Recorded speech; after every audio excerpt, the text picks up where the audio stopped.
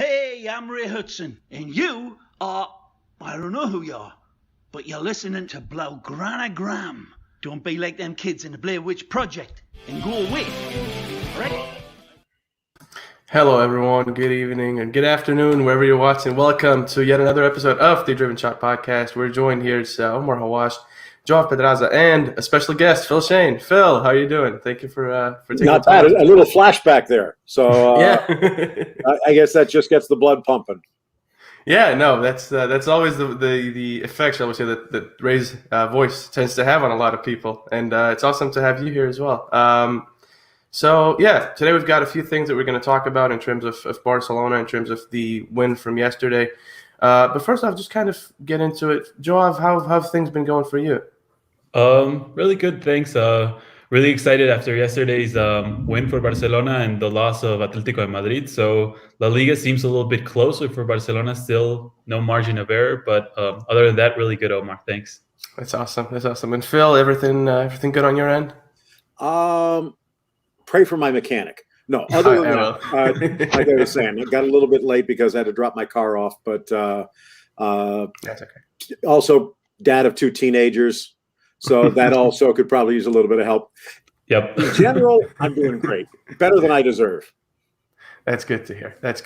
You deserve all the best, Phil. A few things we're going to just dabble into and talk about in today, of course. To start it off with, Barcelona yesterday won against Villarreal at the Ceramica in a very, not a scrappy game, but it was a game where a lot of physicality was involved, especially from Villarreal and especially in the second half. The goals were by Samuel Chukwueze giving Villarreal the opener and then Antoine Griezmann equalizing soon after, before then snatching up a mistake of Juan Foyth, latching onto it and dispatching it into the bottom right corner to give Barcelona the win. Of course, with that Manu Trigueros red card also a talking point. But overall, what do you make of Barcelona's performance yesterday, Phil? Again, I think you have to take it in comparison at this point of the season where you have a handful of games remaining. And as you pointed out, Atleti was unable to close the deal against Athletic. Real Madrid, similar story in their match. Sevilla did, although it was kind of interesting and also a little closer, I think, than many might have imagined. I think a lot of people overlooking Granada, which is something I'm sure that Ronald Koeman is drilling into Barcelona today as they play that Copa makeup game on Thursday. But for Barcelona, I don't want to say peaking because I still don't see that. I don't really see any of these teams peaking at the moment, but I'd say they're headed in the right direction at the right time of the season. There were a few bumpy spots a few weeks back where it looked like Koeman's switch to that three-back system, especially with the return of Piqué, who plays a different role than De Jong does in that spot, that maybe the magic had worn off, teams had figured it out, or it just wasn't working as effectively as before. But I'd say yesterday against Villarreal, it did. And the real key, though, is what you alluded to with Antoine Griezmann, who has shown flashes over the last couple of years.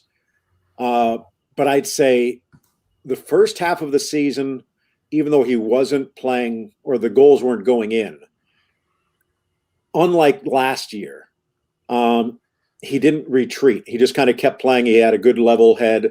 Don't know if Barcelona has a sports psychologist to try and keep him focused or something like that, but I wouldn't be surprised because now all of a sudden we're seeing a player who's playing with confidence, with intelligence, the anticipation he had on that game-winning goal. We've seen it before. It happens a lot, but his ability to sneak behind a veteran like Albiol and basically be in perfect position for Foyth's attempt to get it to Asenjo.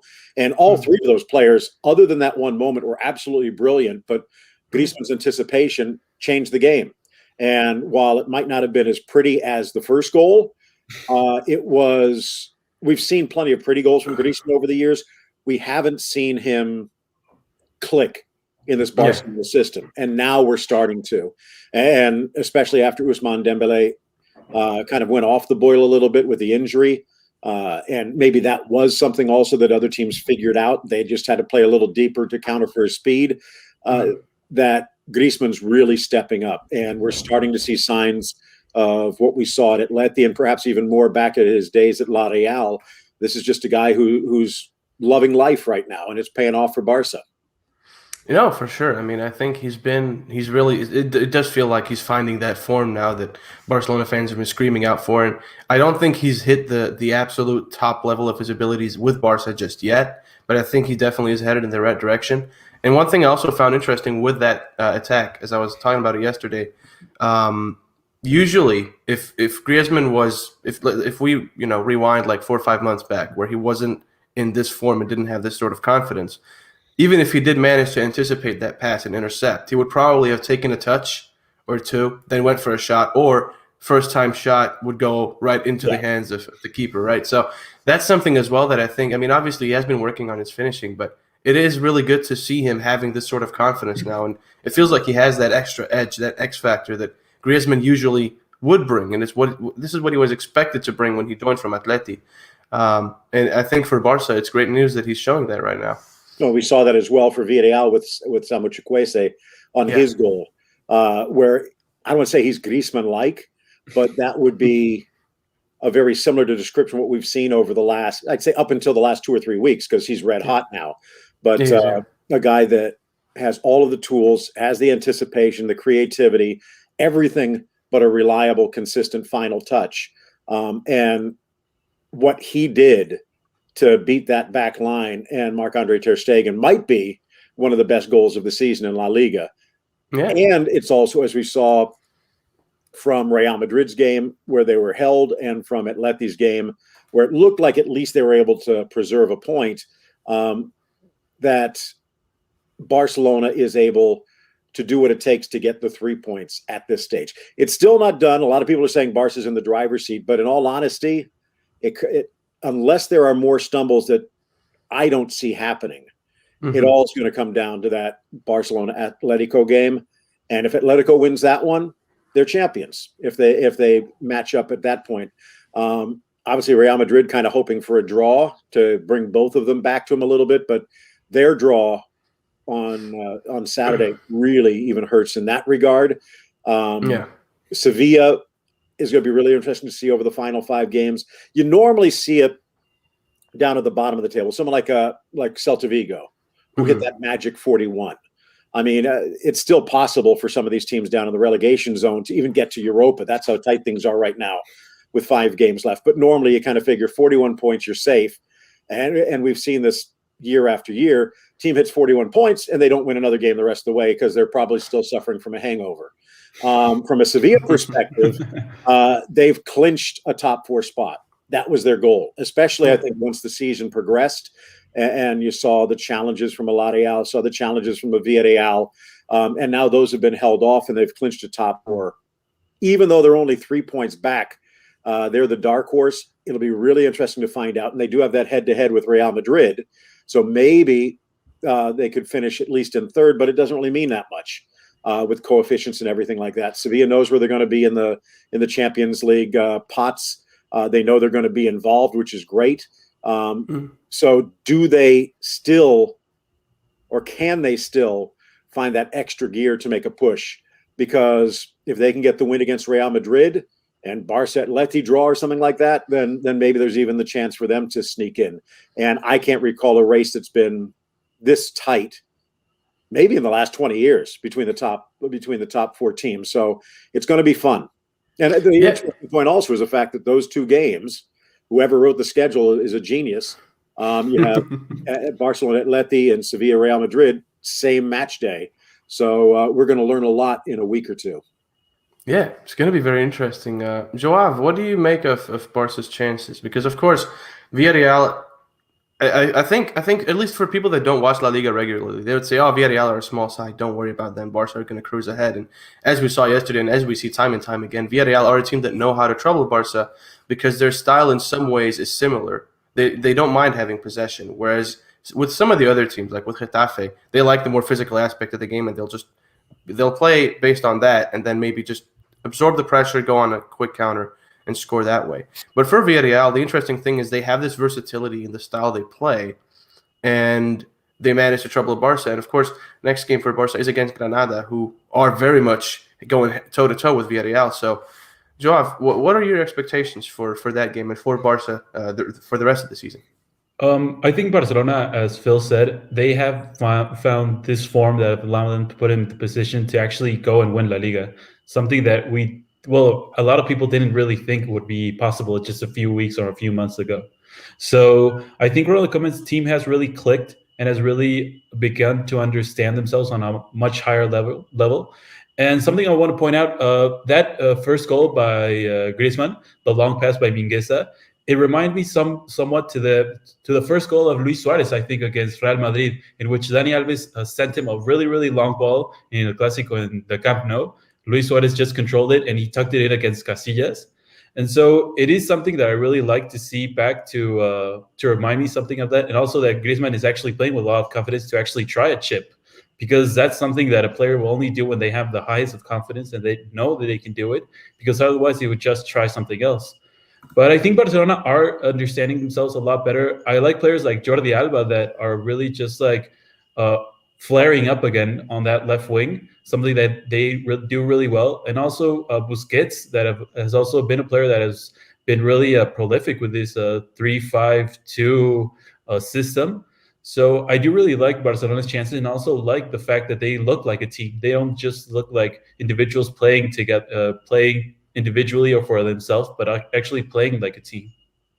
Yeah, no, for sure. I think, and you mentioned Alba and Busquets, so I think I think it's been beautiful to watch Alba's resurgence, because he had a while, especially during that Anfield Roma period, where he wasn't really doing that great, and a lot of people were seeing him as a big question mark. Would he stay at Barca? Would Barcelona need to buy an out-and-out replacement for Jordi Alba? But I think since then, and I think a lot of this credit should go to Ronald Koeman, because since the introduction of Koeman and his technical staff, we've seen that they have this really close relationship at the celebrations and the post matches. You can see them spending a lot of time together, even in the photos when they're traveling. So I think that really plays a part, that Alba feels that he has this confidence of Ronald Koeman directly to Alba, not just as in I trust the team, but as in I trust you as a player and I trust you as a left back. I think that does a lot for a player, and the team right now is in this, as you said, they have this sort of high right now where it finally feels like something is clicking in that team. They're getting the right passes through. They're getting the right accuracy on it. They're playing a style that seems somewhat defined, and the only reason I say somewhat is because they're playing with different styles. Sometimes they'll play a 3-5-2. They'll go to 3-4-3. We've even seen hints of a 4-3-3 at points, where Serginho Dest has had to come off for, let's say, to rest him, and then Mingueza fills in as the right back, and kind of you shift out the defense a bit. So the fact that we see this much going on in Barcelona's style of play right now, I think, shows that Ronald Koeman it seems like he's found a formula that works. Piqué, a lot of people were writing him off because of his age, saying, he's too old now. But the fact of the matter is, he's been very, very consistent in the past few games that he's played. At least in my eyes, I think he's been one of the main reasons that Barcelona's defense has been so airtight, because while he might not go out and commit to the challenge, which is something a lot of people criticize him for, saying he commits too much or he contains too much, it seems like he's found that balance, because he has players like Mingueza, Araujo, and Longley around him, not to mention Dest and Alba, who are good defenders in their own right. And I think having that defense click, because at that point you have a really solid midfield with Busquets, who's been working really well. De Jong seems like he's finding his role now, getting that freedom. It's been cut loose. You're able to drive forward if you want and push up the field, and we've seen it pay off time and time again. And he almost got that goal yesterday when it then hit off the post for the rebound. But it feels like it's clicking. And I think now with Ousmane Dembele slowly coming back, Ansu Fati hopefully coming back, Philippe Coutinho obviously still getting treatment, still receiving treatment. But if he does come back within a reasonable time frame and can make it into Koeman's side, you have all these players with Pedri, Alex Collado potentially, Elias Moriba, and a lot of these players, and this will be a positive headache for Ronald Koeman, if anything, the way I see it, because you'll have so many players to pick and choose from. And if you have the style and the baseline set, it's boding really well. Now, there's a whole bunch of things to unwrap there. I guess first one thing that jumped up was talking about Piqué, and there was a moment there at the end, because from a formation perspective, there's even been times where it's almost like a 2-3-5 or a 2-2-6 when De Jong's playing in the middle. And some people accuse me of being a Barca fan. Some people accuse me of being a Real Madrid fan. Normally, it's when I'm doing the other games. But for me, I just love football. I love the beautiful game. And I don't know if you guys have had the chance to read Jonathan Wilson's book, Inverting the Pyramid, but a little bit of a formation geek. And I know, like Ray says, once the whistle blows, it doesn't matter. But it does put a mindset into what people's roles are and what's expected of them during the 90 minutes. Things can change as the game develops, but you still kind of have that mindset. And with De Jong, it kind of gives you like a drain plug. He'll come back and fill that gap in the middle when needed, but when you want the water to flow, he'll just fly up, and sometimes he'll be in the other box as the leading center forward. So I see a bit of Koeman in him, a bit of Beckenbauer in him, and in my mind, you could argue we're watching a transition.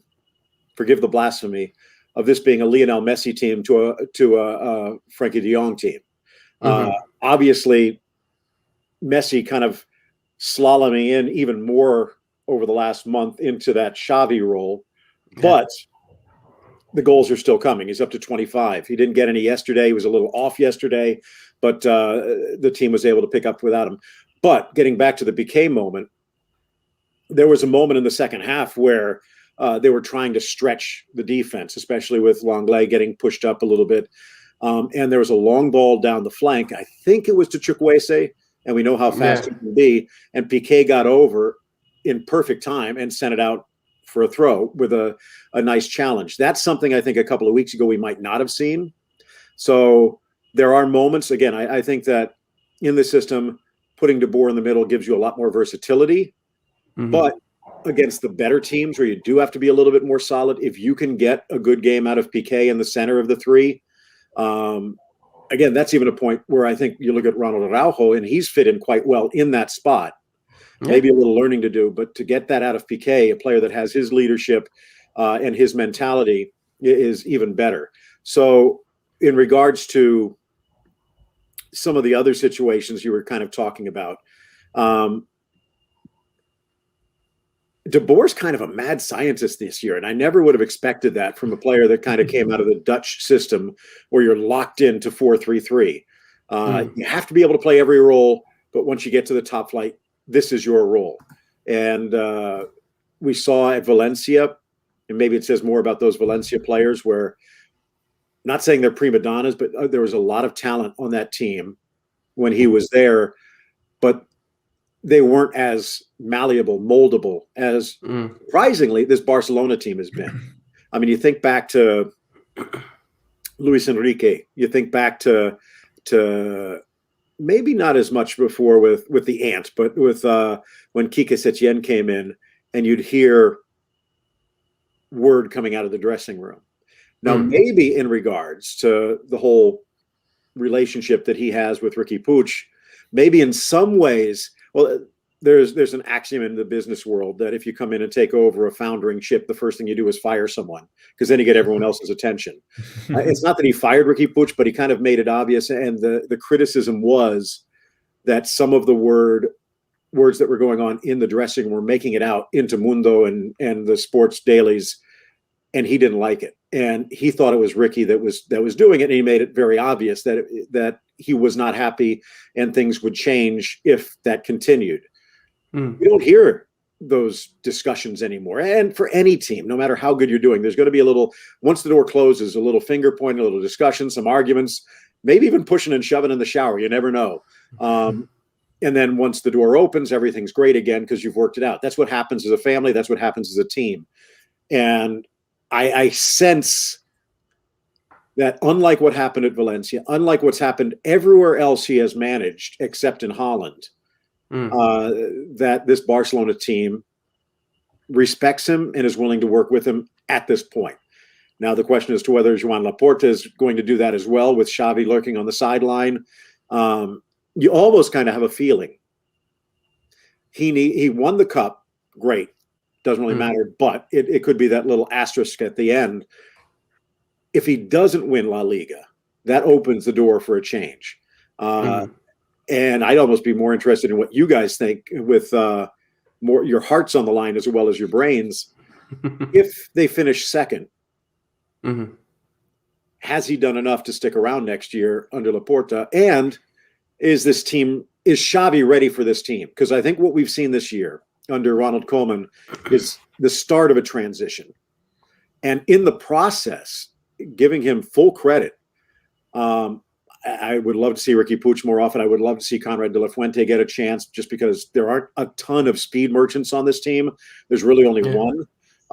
And I think de la Fuente would do well, or at least could probably have been bled into this team with an eye towards next year. I think he actually had another goal yesterday for Barça B. He did. So, it was a great goal as well. So just Miami kid. So, but what he has done with Pedri, maybe a little overdone. With De Jong, with Elias now towards the end.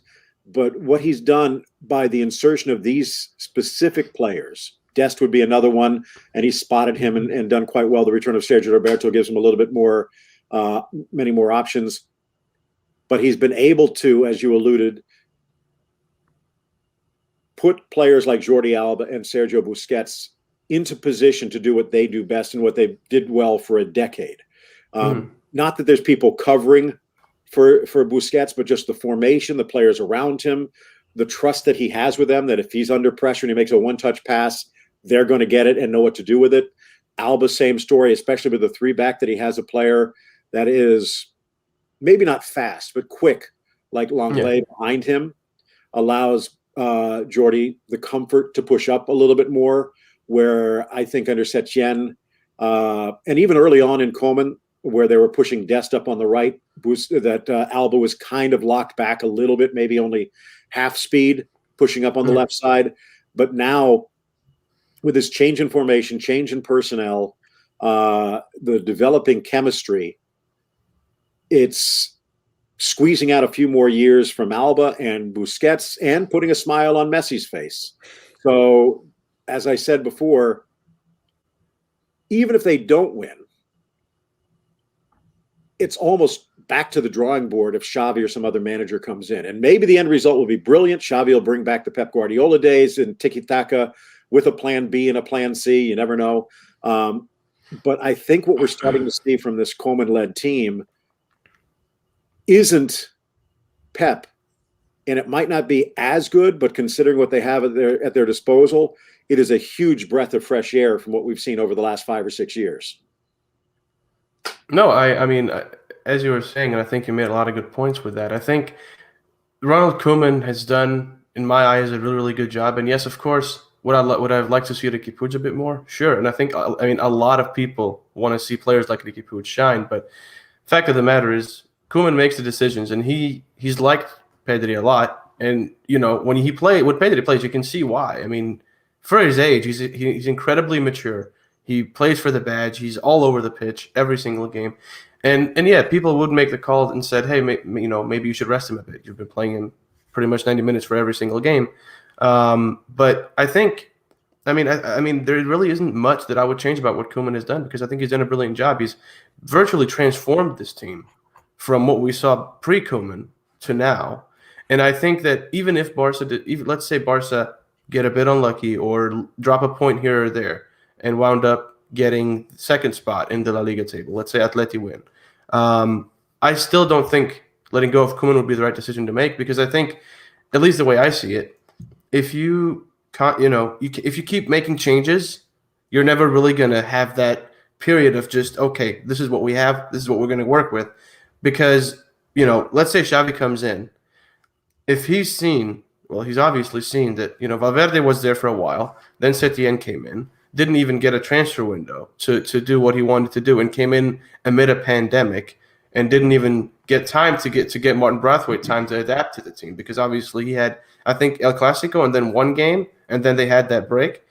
So a lot of things happened in that period of time. And then when you think, all right, Setien might still have a chance because he hasn't even had a transfer window, he hasn't had a say yet, he gets booted, and then Koeman comes in, and Koeman virtually transforms this side. And then if he comes out as well, if he's kicked as well, or let's say he resigns or whatever, that doesn't bode too well for Xavi, I think, in terms of the confidence that he might feel he has with this team. Because you want to know that as a manager going into a team, especially because Xavi has done quite well with El Sad. He's won trophies. He's, you can tell, like, by looking at what he's been doing, you can tell that this team likes him and respects him, and he has that sort of bond with them. And I feel like maybe the move to Europe, if Koeman continues to do well, you can wait a bit with that move to Europe and give Xavi maybe a year more under his belt, and then maybe at that point bring Xavi in when Koeman feels like, all right, I've done what I could do, and maybe it's time for a change.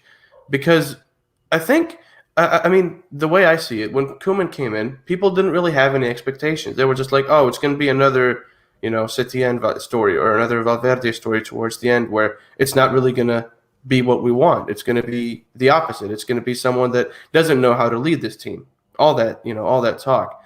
But it's been the exact opposite of that. Koeman has found a way to get this team to like him. He's found a way to make them respect his word by, as you said, leaving out players like Riqui Puig to say, no, listen, I'm the one that leads here, and it's my decision that goes.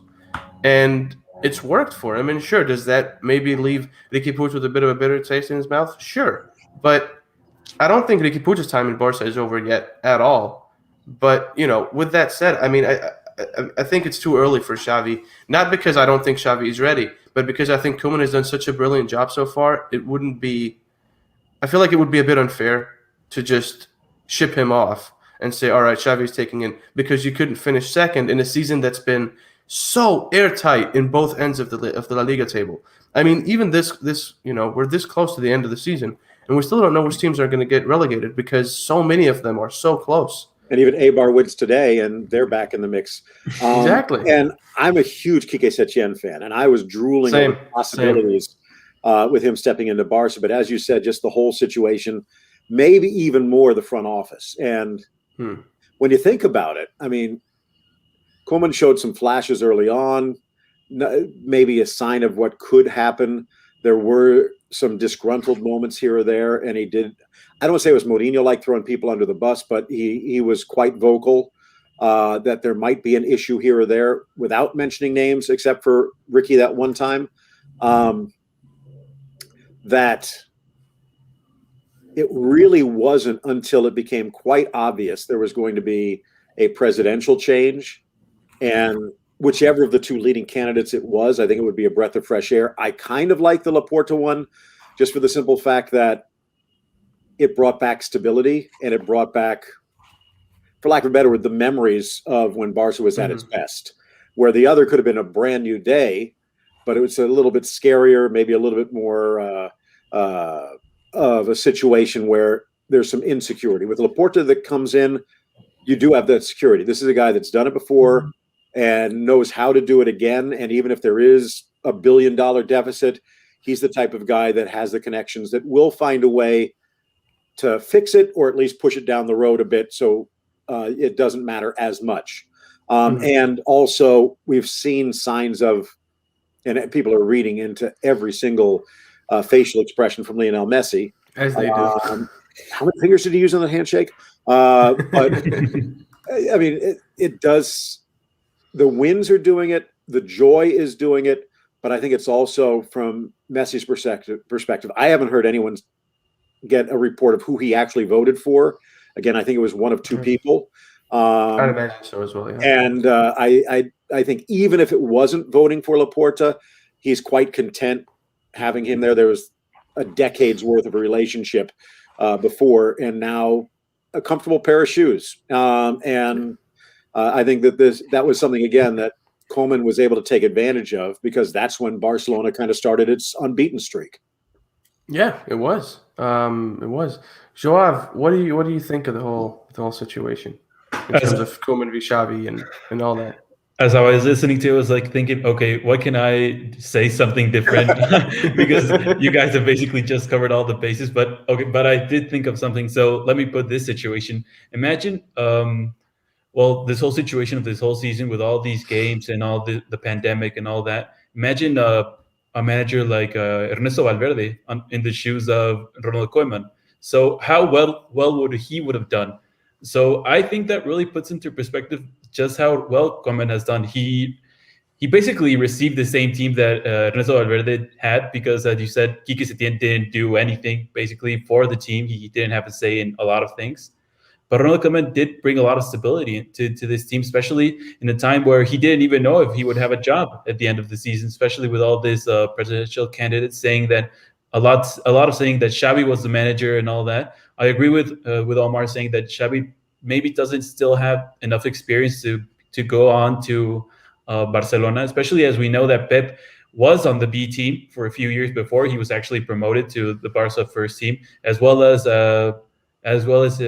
Luis Enrique. He was also the manager of Barça B for a few years before even having the possibility of being the manager of the first team. So yeah, I really like what Koeman has done. As we've said already, he has brought a lot of unity inside the team, something that we didn't see before. And also, I like that he sees the possibility just beyond the 4-3-3. He has tried something different. He has flared up a lot of players that possibly would have been like, oh, he's too old to be playing for Barcelona anymore. And he has had to the mix of the youngsters, like, as you said, Ilaix Moriba, Pedri, even Oscar Mingueza. I love him. He has really grow up to the potential in this season. So I do really like the mix that he has right now with all the veteran players and all the young players. But now I'm really anxious to see what he has to do with a transfer window and see what he now actually can do with 1 year under the belt with Barcelona, and now knowing what the economical status really is of the club. And this is where I ask you, Phil, who would you sell, bring, or loan for Barcelona? That's a tough one. One finished thought looking at the comments in regards to Setien, and they're right, and I was going to say it, but it slipped my mind. It sounds really funny because he's always been a player's coach. Just go out and have fun. We'll find a way. But It's one of the reasons I love Setien a lot as well. The players turned against him for whatever reason it was. They just didn't have faith in him or the system. And I think with Ronald Koeman, for lack of a better word, he doesn't give a crap. I mean, Lionel Messi, he says the right things in public, I think, in regards to, well, we'd love to have him. He's so valuable, but he's got to do what he's got to do. We'll see what happens. Behind closed doors, I do think that there's probably a respect that he shows to Messi, but I don't think that Ronald Koeman's personality is the type that would not call a spade a spade. And if he thinks Messi has to do something, he'll say it. And I think in some ways, from a Messi perspective, I think he probably respects that. I think he saw what happened where there was a lack of leadership under Setien. And when you do get to that position, you kind of get sick of yes men because you don't know what they're saying when your back is turned. With Koeman, he says it to your face and no argument. And I think that's one reason that the air is cleared. And this is a team that's getting better in the right direction. In regards to what they need, other than maybe a couple of years ago, I think it's probably the exact same thing they've needed for about the last 12 or 15 seasons, which is that plan B, probably since Thierry Henry left. And even he, under Pep Guardiola, so maybe it was probably more David Villa in that role, but neither of them were truly a number 9, but they gave you that striking power coming from the flanks.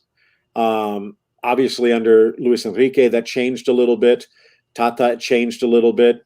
Valverde, it really changed. It wasn't exactly an athletic Bilbao style, but it was a little bit more of a strict formation and strict responsibilities, where it became even more evident that they needed a number 9. Luis Suarez comes in, fills that role quite well, arguably could be filling it quite well now, doing quite well at Madrid in his absence. But I think Brathwaite serves a role. He's a very intelligent player. Maybe with a little bit more time and a little bit better feeds, he'd have a few more goals here or there, but he's not a 20-goal scorer. No. He'd be a good plan B to the plan B. So I think it's quite obvious if you brought in a Kylian Mbappe and Erling Haaland, Haaland more, but it's because he's more a traditional striker.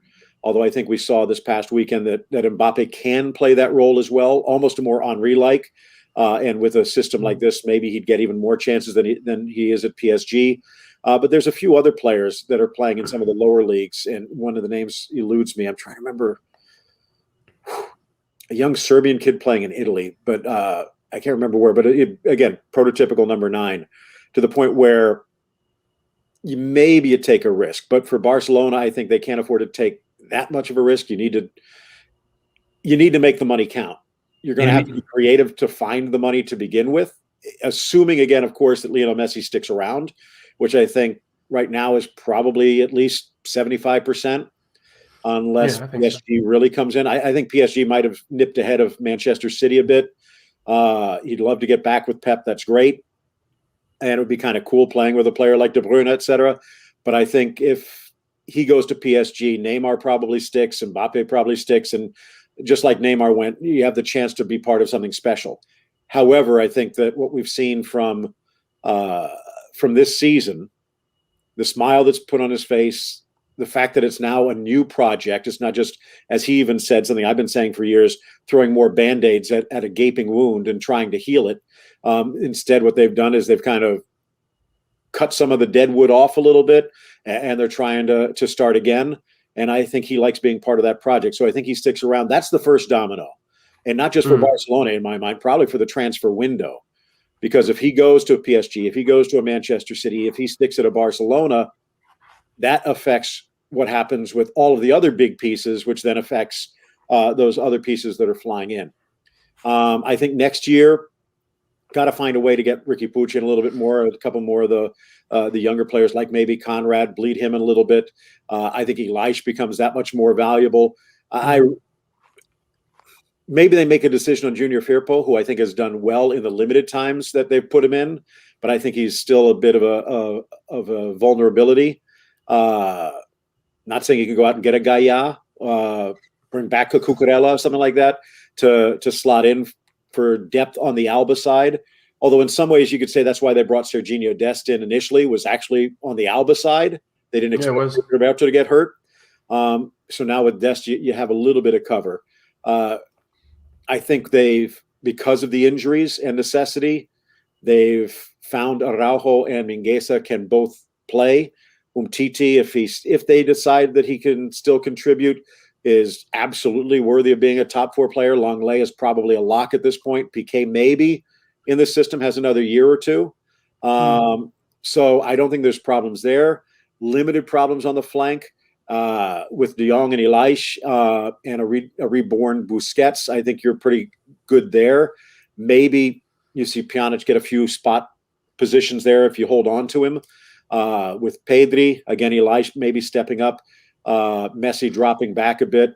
I don't think there's that many problems at that number 8 or the advanced central midfielder. Griezmann and Dembele continue to take steps forward. Maybe you want a little bit of cover here or there.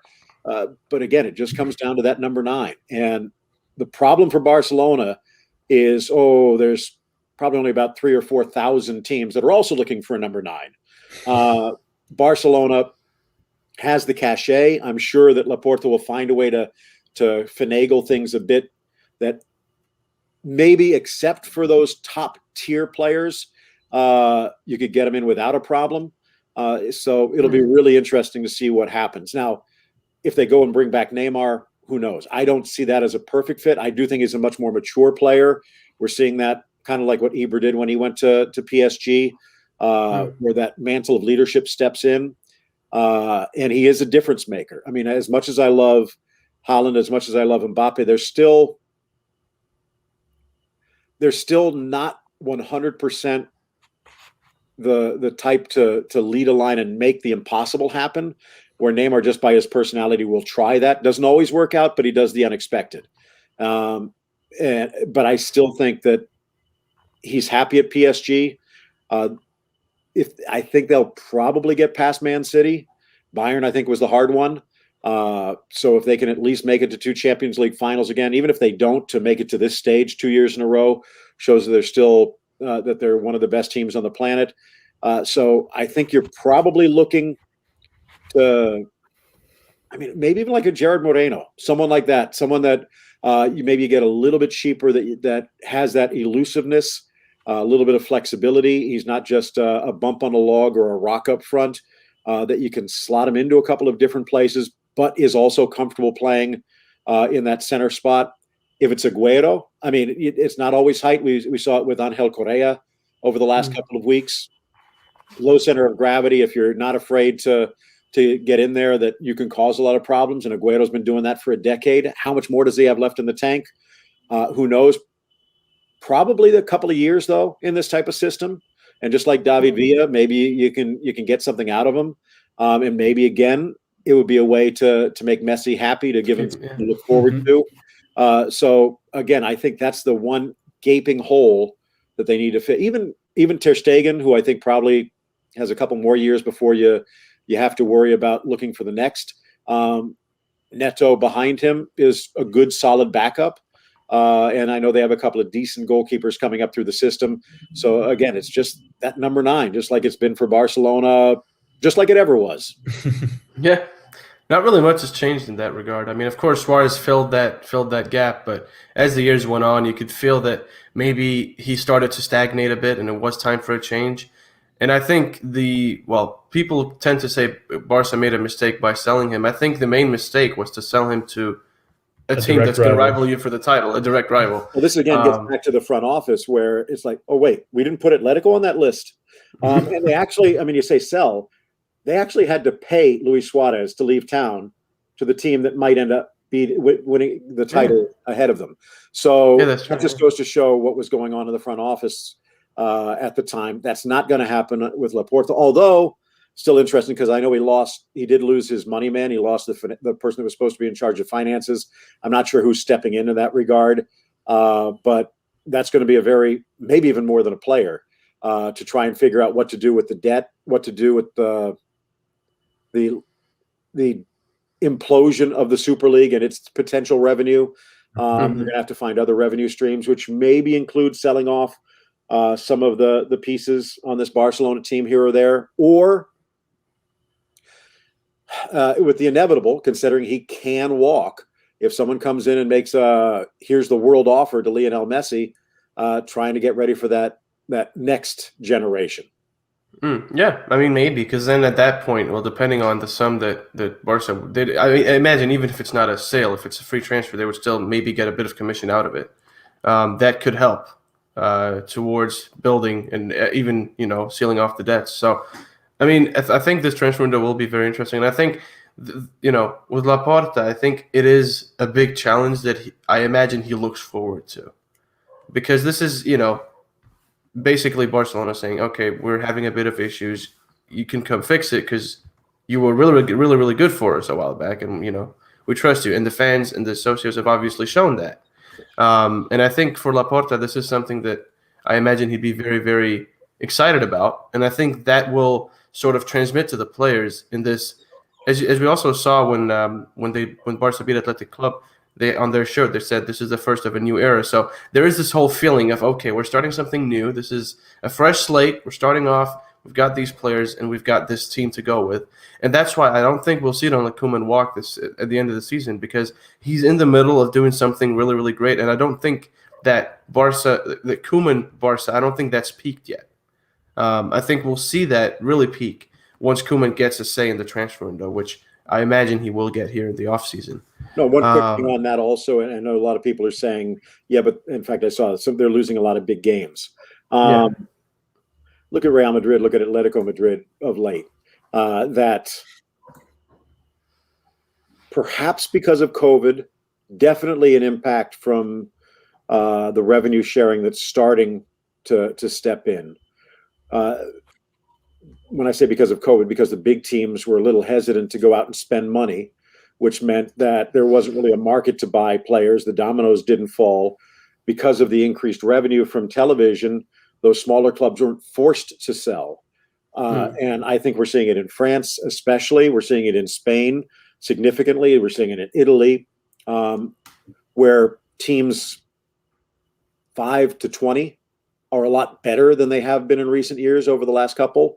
And again, Eibar up until about a couple months ago was playing quite well.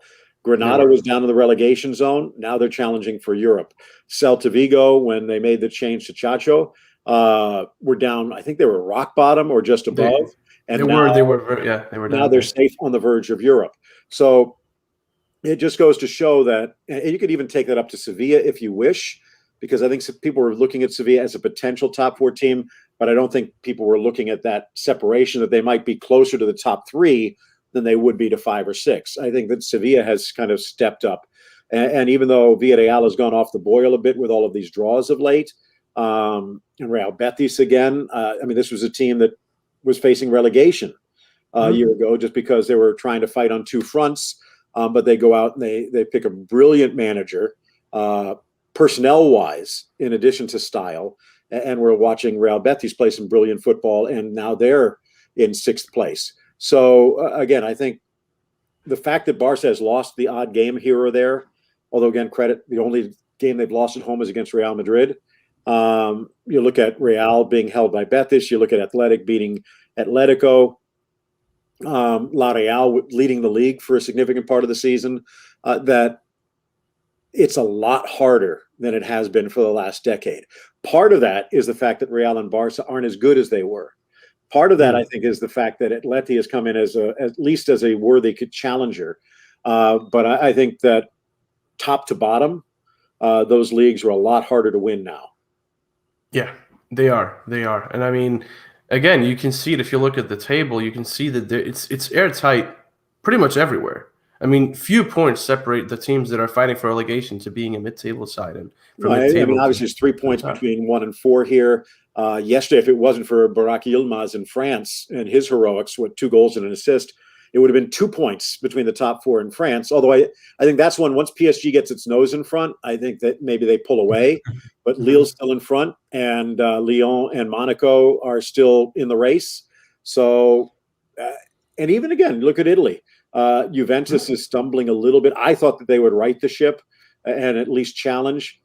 But just look at what Inter Milan has done, and it's been amazing. You get a good manager with good players and some solidity in the front office to the point where you don't have the political intrigue and you're not worried about what's in the pink pages every day. And you just worry about going out and playing the game. And I think that's what Inter has been able to do. That's what Barca's been doing the last 2 or 3 months, especially since the election is over. There seems to be a foundation and some solidity, and they're just building on it. Yeah, it feels like the team has this club has this confidence in itself and in the club, which I think does a lot. And we've seen it in Inter. Now we're seeing it in Barcelona. And I think it definitely does do a lot for the team going into the new season and going into these 6 finals, because where maybe a year ago we'd see Barca drop points against your Getafe or against your Villarreal, they've actually come back against Villarreal from a 1-0 deficit, where in previous games we've seen teams like Villarreal, and when I say teams like, I mean teams that people wouldn't expect to challenge Barcelona as much. Vigo a couple of years back, etc. So yeah, exactly. And you've seen those types of teams pile up 1, 2, 3, 4 goals on Barca before it seemed like they kind of woke up and got into the rhythm of the match. But yesterday they conceded that goal and instantly they got on the front foot. Mingueza, I think, has been excellent for Barcelona, especially because of his maturity and especially because of his vision as a defender to pick out the right passes. Because I was watching that run yesterday on the replay a couple of times, and on Griezmann's run for the first goal, and you can see the way he bends his run could allude to Messi running out wide. And Mingueza, had he not had the maturity and vision that he does have, maybe would have opted for Messi rather than Griezmann's run, even though Griezmann did call for it. But I think really brings back memories of Rafa Marquez making those passes to Ronaldinho generations ago. And also, I agree with you. That was one thing. There was a good wide shot from the corner behind the goal for Villarreal that showed it. And it's one of the things that's really impressed me about Kylian Mbappe. And admittedly, he was doing it when he was 17 for Monaco. But it's almost like running backwards towards the sideline to allow the defense to pull back so you're onside, and then you kind of curl your run in around a defender who's not quite ready for you because you've gotten some separation. There was an intelligence to Griezmann's run, but you're right. If the pass wasn't made, it doesn't matter. But within a minute, after getting shocked by one of the goals of the year, they had one of the goals of the year themselves. So I agree. And then even more, because I was thinking back, was it 2 years ago, 3 years ago, where the Villarreal, it was 4-4 against Barcelona, where Griezmann didn't go, okay, I got a good goal. And then, as you pointed out earlier, where even if he does make the smart move, he doesn't try and blast it. He had the patience and composure under pressure against one of the best goalkeepers in La Liga this year. to get the go-ahead goal. So it again has to do with the mentality of this team that is really starting to grow, and it hasn't been a total dismantle and rebuild either. No. He's found a way to switch horses midstream. He's found a way to rebuild the engine while it's still working, and I don't think people realize how difficult that can be. He got the players on board, even the ones like a Ricky Puig, who maybe are sacrificing a little bit. You don't hear the bickering, the finger pointing, etc. You don't hear the complaints as to why I'm not playing it anymore. Of course, if they were losing 4 or 5 games in a row, maybe you would, but they're not. And I think a lot of that credit has to go to Koeman, and I agree with. I think that Laporta is going to give him a chance. It might not be the entirety of next season if things don't click. Things go south. I think he's going to get into next season, deep into next season, and unless it's an absolute disaster, he might even get the year to follow at that point. And who knows? By that point, it might be his ship to run. Could be. We've got a couple of questions in the chat. Some of them we have went over. Others we haven't. So Amanda X97 says, hello, greeting to everyone. Thank you for tuning in. And he asks why we're not talking about Sevilla. We have been talking about Sevilla. And by the way, again, if Atleti Barça tie and Sevilla beats Real Madrid, they're in the mix. Again, like I mentioned way back at the beginning, now that they've clinched a Champions League spot, it's going to be – and I know what Lopetegui is going to want to do. He's going to now try and set another bar, and he probably already started to do that when it became obvious that they were going to finish in the top 4. But to find a way to keep them hungry. From a player's perspective, though, in some ways, job one is done. Do they turn off the switch just enough to the point where maybe they get bit next week, even before the Real Madrid game? It'll be interesting, but I think Lopetegui's done an amazing job there, and with Youssef En-Nesyri finally finding a way to harness him. You also have to remember they lost Ocampo for half the season, pretty much. Yeah. And now he's back and just contributing. This is and Joan Jordan. I mean, they're a fun team to watch. I don't think they're their peak either. If he can hold that team together, maybe add a key player here or there. Same thing with Betis. I don't think if Pellegrini can hold on to some of those players. Remember the battle they gave Real Madrid. If Fekir was there, it might have been even worse for Real. That's what I was thinking when I was watching it as well. Yeah. So I again, you take a look at Villarreal, Unai Emery. If they can find a way to add a piece here, there. Parejo fit in quite well. Coquelin at times. You look at Chukwueze, who's starting to emerge. Gerard Moreno, if they can hold on to him. Pau Torres. Yeah, absolutely. And I think Pau this is a key because he was a little bit of a dark horse at the start of the season, got off to a brilliant start, and then maybe tried to do a little too much, maybe reading his press clippings, but kind of got victimized in the middle. But he's straightened out, solidified, and credit to Emery and the staff for keeping him on form. But he was huge in that game. And it's just going to be fun to watch over the next few years because it's always been Real and Barça and maybe a third challenger for a while. But again, La Real. I mean, we didn't even really see all of David Silva this year. He probably still has another year or two left. And I think that Isaacson is going to step up even more. So Alexander Isak. So they have a lot of challengers for that third and fourth, and we might even see some of those teams like a Sevilla, like a La Real earlier this season that could challenge the big two or the big three. Yeah, I mean, I think we will have, like as you said, I think the league right now is, at least the way I see it, I think it's in one of the best times it's been for the past couple of years, because it really does feel like it's a strong, like looking at, even if you're watching a game like Eibar and Huesca, you can still enjoy it because a lot still goes on, and you can tell that even some of the teams in the relegation zone like to play football in a certain style. They're not just running around or just defending and absorbing pressure. They're actually playing the game. So I think we will see a point now where La Liga, especially here after the pandemic and during the pandemic, I think we've seen a lot of it where you don't really have that much going on in the transfer window, obviously. And as you said, that Phil, that does help these teams that usually would find themselves forced to sell their players because they're not a big team, objectively speaking. And so they can keep those players and build around that. And the result is a very, very tight La Liga race all across the board. Looking at some of the questions, of course, we have Marguerite Sturkheim when we're talking about Setien and Valverde. He said Valverde was incredible domestically, and I think he was. I think that fact does go overlooked at times. And he then asks what we think of Memphis Depay. Of course, Memphis a favorite of Ronald Koeman, and I think the issue I have with Memphis would probably be that I see him as more of a Coutinho, Griezmann hybrid more than an actual out-and-out 9, which I think is what Barca needs. But Joav, what do you think? Do you think that let's say Barca can't get a Haaland or Mbappe, and Memphis would be one of the options? Do you think they should go for Memphis, or do you think they should go for someone who's maybe a bit less proven but has that out-and-out 9 style going? I'll be completely honest with you. I have a soft spot for Memphis Depay. I've liked him since he was in PSV. And in Manchester United, I was really disappointed that he really couldn't click at all. But as Phil was saying, I mean, we'll have to look back at David Villa. David Villa was some sort of a number 9 that played on the wing and could really click with Messi. And Memphis could fill that role. I do think that he's more sort of, as you said, a hybrid between Coutinho and Griezmann, possibly, with more speed than both and possibly a little bit more goal than both. At the moment, he is having an incredible season in Lyon. But I would really like to see him in Barcelona, especially since he does bring something like different, some explosiveness. And as we said, well, as we've seen actually with Koeman when he was the manager of Hala International team, he did play the number 9 role, and he did extremely well. They did go on to the final of the what's the new tournament called? The Nations League? Yeah, the Nations League.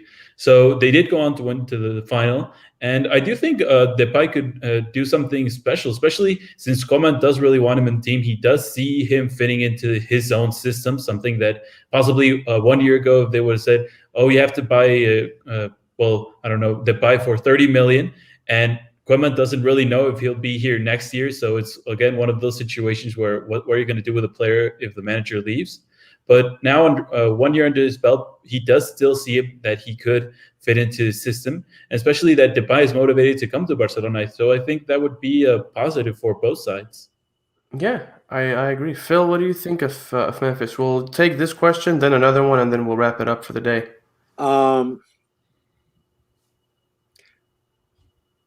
Not a huge fan early on in his career. And I think maybe in some ways because a little bit of prima donna, maybe a little cocky more than he deserved.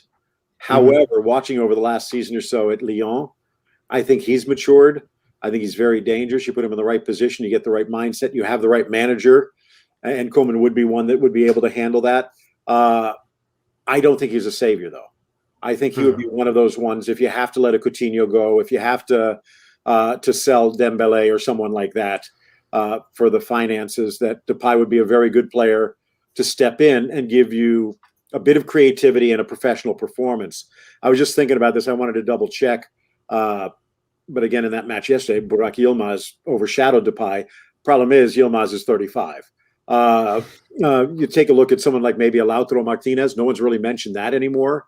No, he's gone off the boil just a little bit, and he's kind of second string, if you will, or second fiddle right now to Romelu Lukaku. Luis Muriel, someone like that, who we've already seen before, and anyone follows our South American coverage, in addition to what he's been able to do at Atalanta, he's playing in the form of his life, and he's fit, still relatively young. Was it 19 goals in 16 games? And he is the type of guy that can stretch a defense with decent touch. He's also quite fast as well. Yeah. Well, and again, even when he was carrying a little extra weight, he was still quick. But now he is fast. And I think Depay would be useful, but he's still more of an East-West player. And I think the one thing that Suarez did, again, normally you think North-South, but Suarez had the ability to play East-West as well. But he did give you that ability to stretch, put a defender on his shoulder and turn him, and at least draw a foul and a free kick, if not to break in on goal. I think you need someone like that again. You do want a North-South player who is comfortable, that can hold, dish, come in on a slalom, go on a diagonal, etc. Like Dembele does when, I guess about a month ago, when they first put him at the point. that he showed that he had the capability of, just not as consistently, I think, as Koeman wanted and as Barcelona need. So maybe they have the answer. Again, Griezmann's not a number 9, but he is a number 10 in that dual striker role. He can be that second striker, or if you do have the 2 strikers up front that can play the inside channels, he has that capability. He's never really looked comfortable as a player out on the wing, which is where he was forced when they were sticking with that traditional Barca 4-3-3. Like I said, and I'm sure you guys have already watched was get the ball, pass the ball. One of the comments that still sticks with me is with Thierry Henry, where Pep basically told him, I don't say he yelled at him, but he pretty much told him that he wants him almost every single time to start with his heels on the chalk. Just for the simple fact that when he gets the motor started, he's going to beat almost every single defender inside the box. But he wants to stretch that inside and open, I would say now in the equivalent, the possibilities for a Pedri, for a De Jong, for a Messi, without having 5 defenders to beat. Because you have to respect Henry when he was at his prime. And I think if they can get Griezmann to play anywhere near that capability, it's going to be a huge plus. But again, what do they need? I think Depay would be useful. If they want to get back to the top of the heap, they need more than useful. Yeah, I think that's a very fair assessment. And I think for Henry, as you were saying, starting off out wide and drifting inwards allows that half space to be occupied by a teammate. And that kind of advances the play that way, which I think Barca have been trying to do recently. I mean, we've seen it from even Serginho Dest, who's really been bombing forward a lot. Jordi Alba likes to do. Yeah, and I've seen a lot of comparisons to Dani Alves, and I mean, time will tell if he can live up to that hype. I think Dani Alves is a very, very, you really have to be at the top of your game for a long, long, long time. And it's not just, I mean, you take a look back, going back to his Sevilla days, he was very, very good, but I don't think people realize, maybe on the inside, maybe people that are watching the podcast, but in some ways, he was the final piece of that Barcelona puzzle. They were a good team on the verge of being a great team. Now, all of a sudden, you throw Dani Alves and his psychic connection with Lionel Messi out on that right flank, and that's what turned them into the best team on the planet. By the way, the guy I was thinking of again is Vlahovic, the teenager at Fiorentina, 17 goals in his first year. Someone like that. Again, I don't know what's there. And from a Barcelona perspective, I think they need someone that's a little bit more proven rather than a roll of the dice. But he might be one to keep an eye on. Also Darwin Nunez, right, from Benfica. Yeah, good point. Yeah, there are quite a lot of talents out there, and I think the Portuguese league and the Italian and the French league get overlooked quite often because people like to label them as "quote unquote" farmers' league.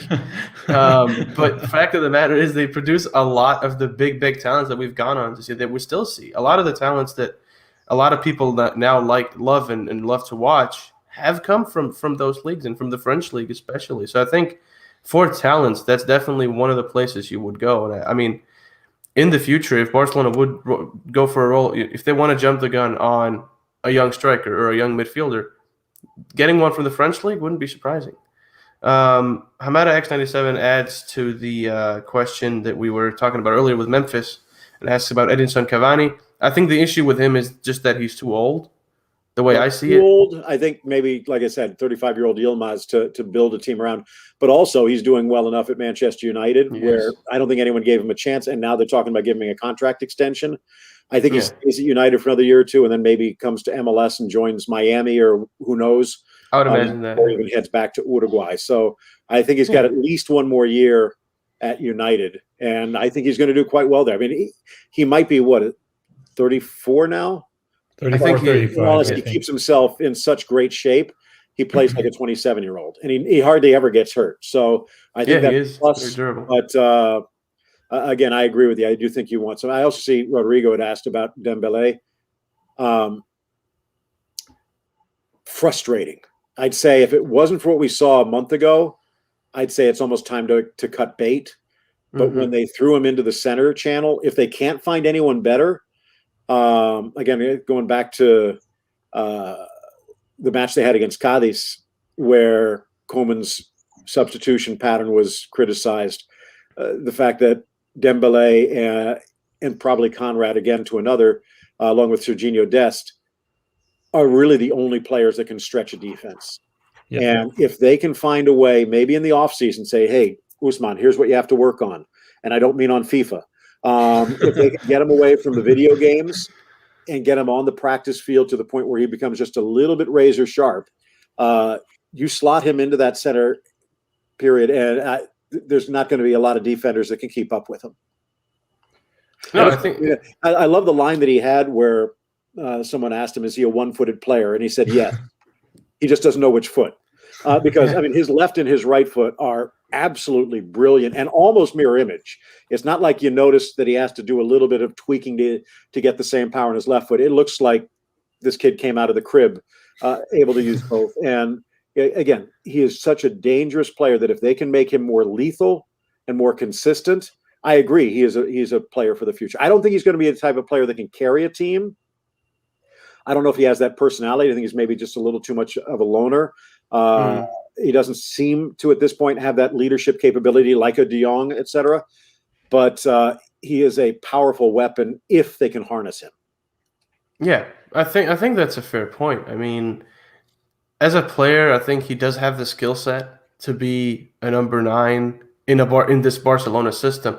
If he is, if Barca really work on it and say, all right, listen, you have to do this and this and this, and then kind of build the attack around the fact that he's the number 9 rather than maybe having Griezmann or Messi as your.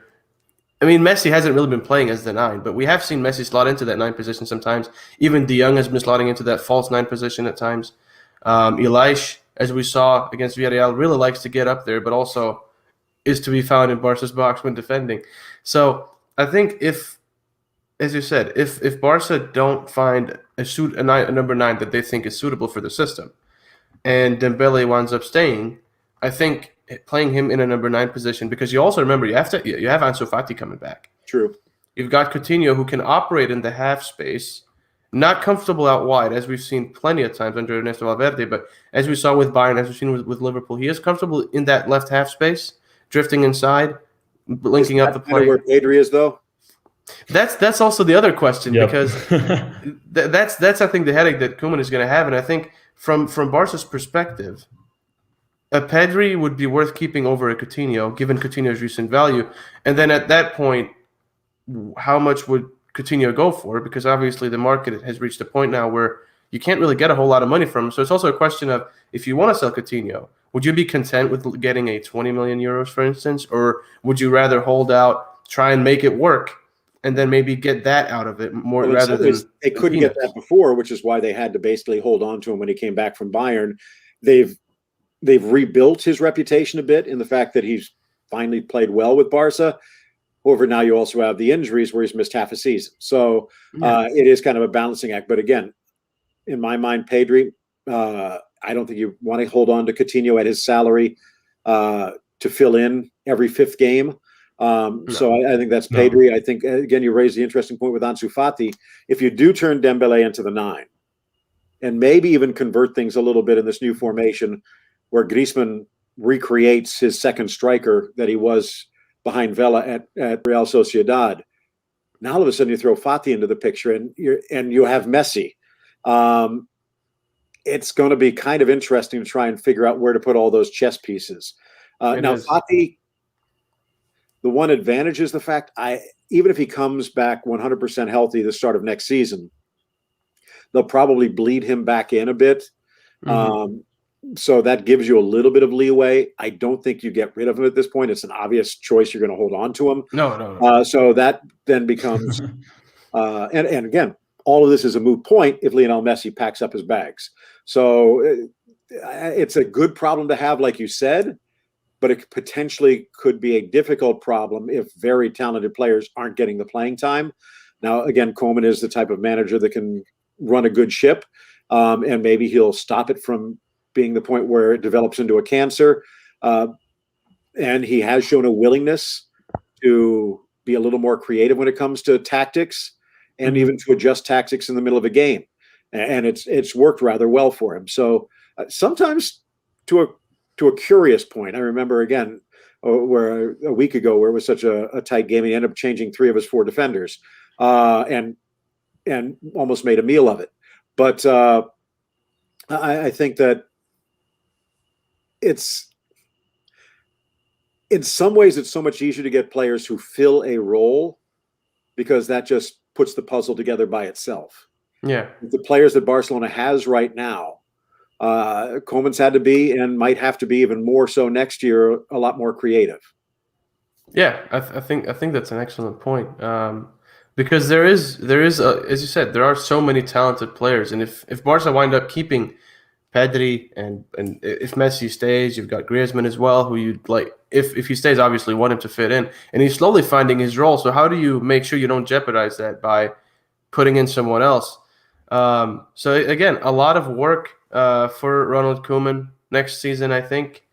And I mean, I do see him staying simply because of the fact that he's done so well, and you can really tell that the team feels like a unit, and like you're getting this family feeling back, which I think really, really matters, especially now given what Barca have been through in recent years. You want that sort of sense of unity so you can drive forward and win these next 6 finals, as they've been dubbed, of LaLiga, because right now it is in Barca's hands more or less, and knowing how to bounce back from deficits against a Villarreal with a goal as devastating as Samuel Chukwueze's, or to be able to break down the pressure of a Granada or a Getafe and beat through that low block. I think that's something that Barca maybe would not have done as well around a year ago, but now it seems like they're finding the team. You can tell the players are fighting for each other and fighting for the manager, and there is the sense of we can do this because we're Barcelona, because we have this skill set, we have these players,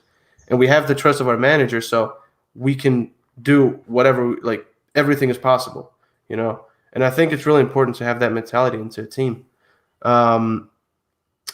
Ahmed X asks about Koeman's 3-defender system doing the work. We were talking about it quite a lot earlier. I think the consensus was that it's working quite well. Of course, with Gerard Piqué now, you're able to squeeze a bit, a year or two maybe out of him, as you were saying, Phil. And I mean, as far as conceding easy goals, I'm not sure I agree with that. I think for the most part, Barcelona's defense has been very, very solid. And I think the midfielders have done an excellent job at making sure when to contain and when to actually step in for the tackle or for the interception. Conceding easy goals, I'm not sure if I agree with that, because, I mean, you could argue Toni Kroos' free kick. You could argue that maybe it was a bit easy with a double deflection. And then a goal, I think it was not against Villarreal, but the game before that, where it deflected off of Longley, I think it was, where the Angel's shot against Getafe. So if you consider those easy goals, then, I mean, sure, but it's not like Barcelona have been played out the park. I don't think that's been the case in any of the recent games. And I think the defense slowly finding that formula to work, because you also have Araujo and you have Longley, and you want to fit those in. You've got Umtiti, who, when fit, as you said, Phil, can be one of the top 4 defenders. There's a comparison. I mean, you look at Atletico Madrid, they lost Godin, maybe the best defender of his generation. And they had a Jimenez to slot in. Jimenez gets hurt, and you have Savic, Felipe, and Hermoso to fit in. You look at Real Madrid, and Sergio Ramos getting a little long in the tooth. I think still valuable for what he does, although full credit to Zidane in the way that he has kind of limited exposure at this point, where Ramos is not 100%, and so he's not risking him. You basically develop Eder. You see Nacho going back to his natural position. He was coming up as a central defender, but because of the players that Real Madrid has always had, he's been forced to play out wide. And there is an argument this year that Nacho and Eder have been the better pairing than Varane and Ramos. But now all of a sudden, because of that exposure, they're able to play with a Varane, with a Ramos when they come back. But you also have a Casemiro who can slot in front of them. And it was really intriguing this year when they kind of dropped Modric almost into that Frankie de Jong role. But I think that those are two teams, I don't say that build from the back, but they try and solidify, make goals difficult.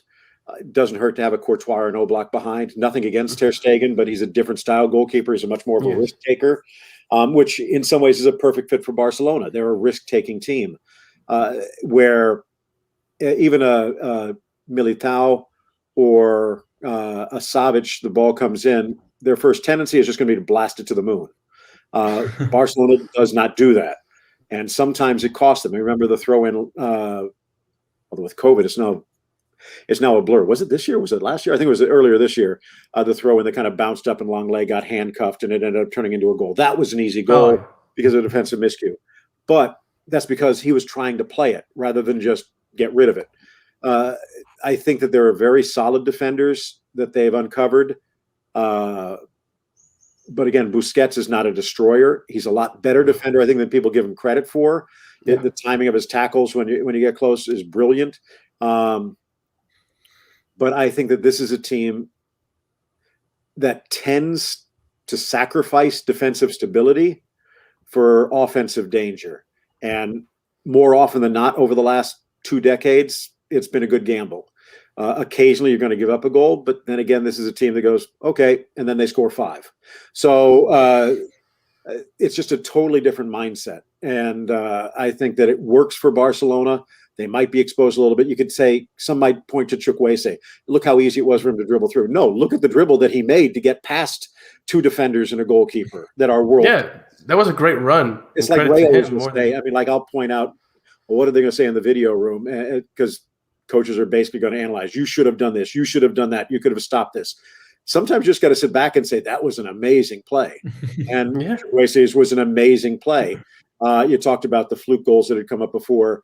So, again, there have been some goals earlier this year that have been a little easy, where maybe Ter Stegen, who fancies himself a field player, and for obvious reasons, even going back early in his career, I kind of remember goal against the U.S. that he allowed, where he kind of let it run, thinking he was going to come around it, didn't realize how close he was to the goal. I remember that. But that's because he is that good a player.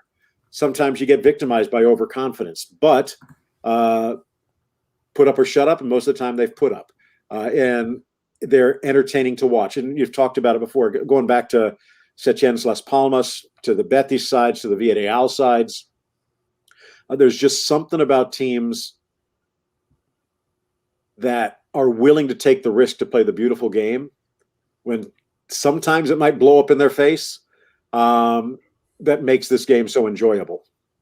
It does. And I think that's the thing as well, that a lot of the smaller, shall we say, the less prominent teams of La Liga can take with them, even if they do wind up getting relegated or wind up getting 16th or 15th places, that at least we stuck to our style, which I think is something that we might not have seen as much a year or 2 ago, because a lot of the smaller teams were just thought, okay, we'll just defend, then go for the counter, which isn't our style, but we have to play this style because a Real Madrid or a Barça like to play, possession or like to play down the flanks. So we have to adjust. And Villarreal, for hogging the mic, but that's something also that jumped out this year that Ray and I were talking about off mic, is that even if the formation has changed, even if the system, if you will, has changed, I think that what we've seen under Koeman has brought back the essence of what Pep Guardiola created, even more so going back through the last 4 managers combined. I mean, Luis Enrique changed Barcelona a bit, mainly because he needed to. Valverde had to, and again, because of the board, is what Messi complained about. They basically had to put patches on. You go out, you try a Turan, you try players here or there that kind of fit in, do play a good role, but it's not the Barcelona system. And then with Setien, he tried, but he never really had the transfer window. And for whatever reason, he lost the faith of the players and the front office. And now all of a sudden you have Ronald Koeman. And I think because of that security, and even though they're putting different players in different positions, you're starting to see the mentality come back, where they're comfortable swinging the ball around 60 times before they find the right moment. And again, if Griezmann keeps playing like he is, if Dembele can play to his potential, they'll have the ability to capitalize on some of that possession. Yeah, no, I fully agree with that. I think that's an excellent point. Joav, do you have any final words before we end off here? No, the fact that after this conversation, I think I really have opened my eyes to a lot of things that possibly would have slipped if I hadn't really thought about it, of how La Liga has really become a much closer race at the end of the season, especially at this part of the season with so many teams still in the mix. So I think it's really valuable to see La Liga grow in such a way that it's not just one or two teams league anymore. And also the fact that I'm really optimistic with Barcelona. A really rocky start for Koeman at the beginning of the season, but now slowly beginning to click. And I think it's something that probably I didn't feel for the last few years, but I'm optimistic about the next season and see what actually is in store for Barcelona. And I really enjoy not having all the like political polemic and all that in the off season anymore. So I'm really optimistic, and I'm looking forward to what happens for Barcelona during the summer and for next season. So yeah, I'm really just hopeful that we end on a high note this season and go into next season really high as well. Yeah. Phil, do you have any final words? No, just again, for as good as it is for Barcelona, I think there's an argument that Real Madrid has turned the corner as well. Same story for them. They're trying to find a guy that can step in for Karim Benzema. They've been looking for that for a decade. Modric can't play forever, can he? I think their back line has solidified.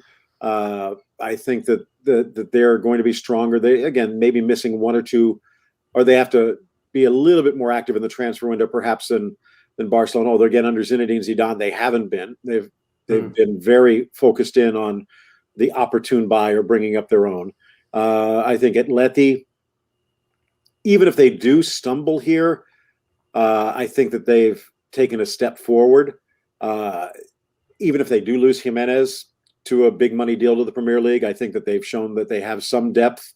I think that they're going to be a top 3 team again next year. Sevilla, if they can hold on to En-Nesyri and get that next step out of him, I think that they're going to be good. And again, I think there's a challenge before. I agree with you. I think what we've seen is a much stronger La Liga.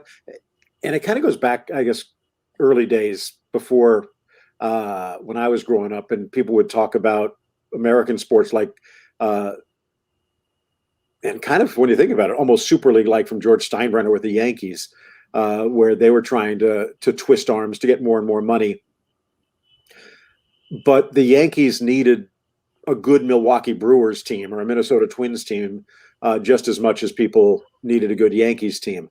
However, there is something about having the Yankees or the Red Sox or the Dodgers, et cetera. You do need that team to shoot for, to set the bar. And sometimes the team to wear the black hat and kind of be the villain. And I think just as La Liga needs a strong Barcelona and a strong Real Madrid, if it's just those two teams, in all honesty, the other 36 games of the year aren't worth watching as much. But now all of a sudden you have the possibility of anything happening on any given weekend, and it becomes that much more entertaining. And that's one reason I think that there could be an argument that La Liga is even more enjoyable to watch now. Might not have the Ronaldo versus Messi at their peak, at their highlight, might not have Pep rediscovering the wheel, etc., like that. But in the pure drama of it, that La Liga might actually be more enjoyable now than it has been in decades. Yeah, no, I think that's a really good point. And I think people tend to overlook La Liga because they think, oh, well, Ronaldo is gone and Messi might leave, so what's the point? But I think the fact of the matter is that a lot of teams in La Liga, and this is something I've always said, is that the teams in La Liga compared to, say, your Premier League, which is what the people widely view as the best league in the world, La Liga is far more technical. And even the defenders are far more technical. And we see that with the way Barça play, with the way Villarreal play, the way Real Madrid or Atleti play. Even the smaller teams, you see these defenders have this skill set that they use to their advantage in a way that you would not see in other leagues. Because other leagues are just all about, for instance, getting the ball, just bombing it down the flank, just a Hail Mary and hope that someone gets to the end of it. And I think La Liga really, for me at least, is the place where the beautiful game is played properly. Obviously, you do have teams in the Premier League and teams in Italy and teams in France that do that as well. But if we're talking about the league as a whole, I think La Liga is that place.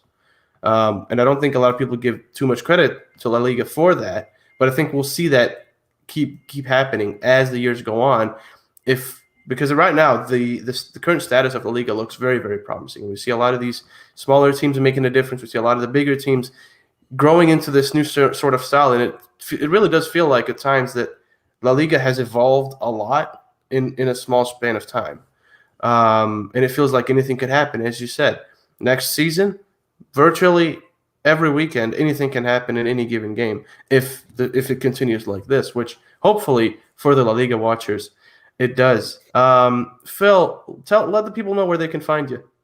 Well, as you can kind of see down below, the Twitter handle, that's also just added .com at the end, and that's my website. Still working at beIN Sports as I have been for a decade, and hopefully for some time to come. But doing occasional work on SiriusXM, not as much this year because I started my own business doing voiceovers and narration. And that's that little logo off to the right for voice goals, or also you can find out more about philschoen.com. And it's been fun. I don't know if people are familiar with Nassim Taleb. Follow him on Twitter. Your mind will be blown. But there's something he said a few years back that really caught me, where he said, as long as you have a job, you're a slave to someone else. And especially in this business where someone comes in, they want to bring their own person. It could be the flavor of the month. I've had a good run. It's not going to last forever. So to have a little bit more control, to create my own company, and I've had some fun doing that, and it's paying off, doing voiceovers and narration and other things, and had the chance to do a few more USL games here or there, and see what happens in the future. But it's been fun working alongside Ray for the last 2 decades, and we talk about it off air a lot, that even if it was to end tomorrow, that we were blessed to arguably be witness in the front row of the best football that's ever been played in the history of the game. And as we're pointing out, though, it never ends. I mean, people thought that Eusebio was the best, Cruyff was the best was the best. You have Pelé and Maradona, and then all of a sudden a Ronaldo and a Messi pop up, and people might be discounting it now, but who knows? 3 or 4 years, maybe Mbappe and Haaland will both be up on that pedestal. So there's something amazing about this game and how it's able to reinvent itself generation to generation.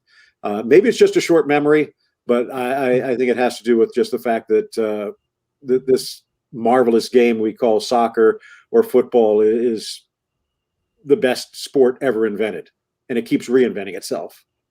No, I fully agree. I think that's a nice point to end it on, really. Beautiful sentiment. Yeah. Phil, it's been an absolute pleasure having you on. Thank you very much for taking your time out to join us here on the Driven Shot podcast. This podcast, of course, is part of our podcast network, the Blaugrana Podcast Network, where we're also launching a new podcast in Spanish covering Barça B and Barça Femini called Blaugrana en el Johan. So do check that out. It will be out very, very soon. You'll be able to find it on all your favorite streaming platforms, as well as our website, blaugrana.com. So on that note, thank you all for tuning in. We hope you're staying sane, safe, and well. Phil, once again, thank you very much for taking your time out to be with us here today. We hope you've enjoyed it as much as we have. Really a pleasure, Phil. My pleasure, and thanks for the invitation. Of course. If you enjoyed this episode, our dear audience, make sure to drop us a follow, like, or subscribe. And on that note, we will see you next Monday. Phil, as you might know, usually we have the pre-recorded outro of you.